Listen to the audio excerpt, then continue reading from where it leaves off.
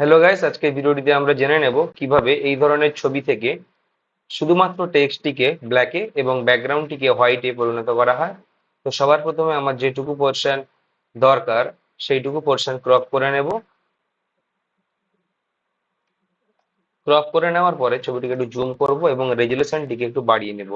তো ইমেজ সেটআপে যাওয়ার জন্য অল্ট কন্ট্রোল চেপে আই বাটন প্রেস করলে ইমেজের ডায়ালগ বক্স ওপেন হবে। সেখান থেকে আমরা রেজুলেশনটিকে শুধুমাত্র 300 করে নেব। রেজুলেশন 300 হয়ে যাওয়ার পরে ছবিটিকে আমাদের সিলেক্ট করবার প্রয়োজন। তো সিলেকশন বিভিন্ন ভাবে হয়ে থাকে। সাবজেক্ট সিলেকশন অনেক সময় এই সমস্ত জায়গাগুলোতে কাজ করে না, যেমন আমার এই ক্ষেত্রে কাজ করছে না। তো তার জন্য আমরা কালার রেঞ্জ ব্যবহার করব। তো কালার রেঞ্জে যাওয়ার জন্য সিলেক্টে যাব। সিলেক্টে যাওয়ার পরে colour range dialog box open হয়ে গেছে। সেখান থেকে আমরা কালারটিকে চুজ করব।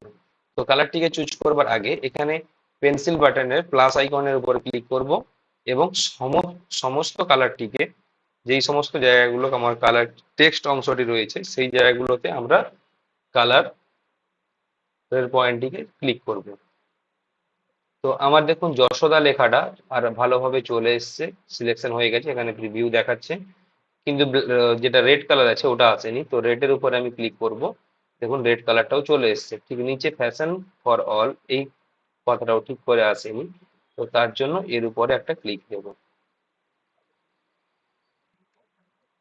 মোটামুটি ভাবে আমার সিলেকশন হয়ে গেছে। ওকে করব। দেখুন সুন্দরভাবে আমার লেখাটা টেক্সটটি সিলেক্ট হয়ে গেছে। তো সিলেক্ট হয়ে যাওয়ার পরে কিন্তু এক্সটেন্ড করব। তার জন্য আমরা ইমেজে যাব, সরি সিলেকশনে যাব। সিলেকশনে যাওয়ার পর মডিফাই, এখান থেকে এক্সপ্যান্ড। এক্সপ্যান্ড আপনাদের প্রয়োজন মতন করবেন। এক্ষেত্রে 1 পিক্সেল ঠিকই আছে, তার জন্য 1 পিক্সেল রেখে ওকে করব।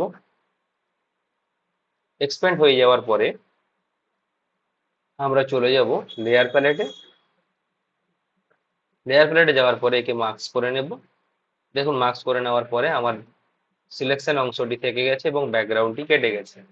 তো এবার আবার এই অংশটিকে, টেক্সট অংশটিকে যেটুকু আমার প্রয়োজন সেটুকু অংশটিকে আমরা আবার সিলেক্ট করব। তার জন্য আবার সিলেক্টে যাব, কালার রেঞ্জে যাব এবং কালারটির উপরে ক্লিক করে আমার যেটুকু অংশ দরকার সেটুকু অংশ ক্লিক করে সিলেক্ট করে নেব।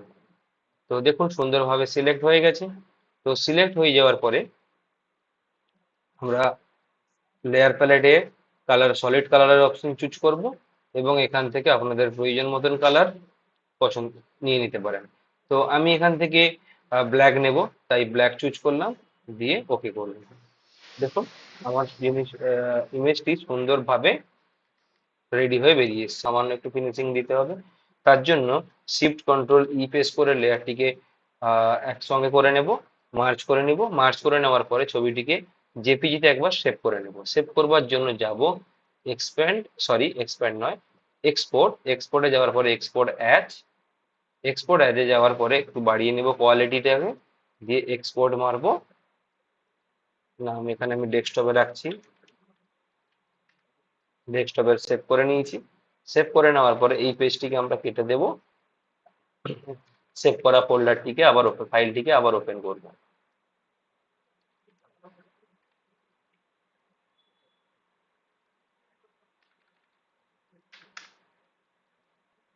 সেভ করা ফাইলটি ওপেন হয়ে যাওয়ার পরে দেখুন ছবিটি একটু ব্যাকগ্রাউন্ডে দেখুন একটু হালকা ব্ল্যাক পোর্শন চলে এসেছে। তার জন্য এটাকে সেভ করে দেখলাম। একটু লেভেলটিকে কম বেশি করে নেব। লেভেলটিকে একটু রাইট থেকে লেফটের দিকে যদি আপনি ড্র্যাগ করেন তাহলে ব্যাকগ্রাউন্ডের যে দাগগুলো ছিল ওগুলো কিন্তু অনেকটা রিমুভ হয়ে গেছে। বাকি যেটুকু রয়েছে সেটুকুর জন্য আমরা চলে যাব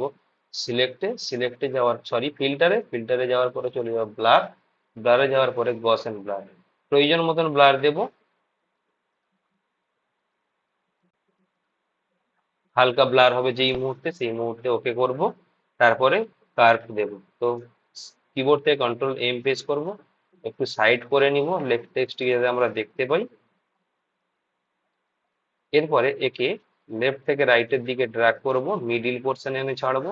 উপরের পোর্শনটিকে একইভাবে মিডিলে এনে ছাড়বো রাইট থেকে লেফটের দিকে।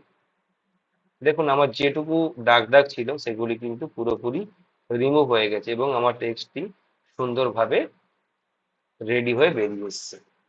সো ফ্রেন্ডস, আজকের ভিডিওটি কেমন লাগলো? ভিডিওটি যদি ভালো লাগে ভিডিওটিকে একটি লাইক এবং চ্যানেলটিকে সাবস্ক্রাইব করবেন এরকম আরো ভালো ভালো ভিডিও পেতে। ধন্যবাদ।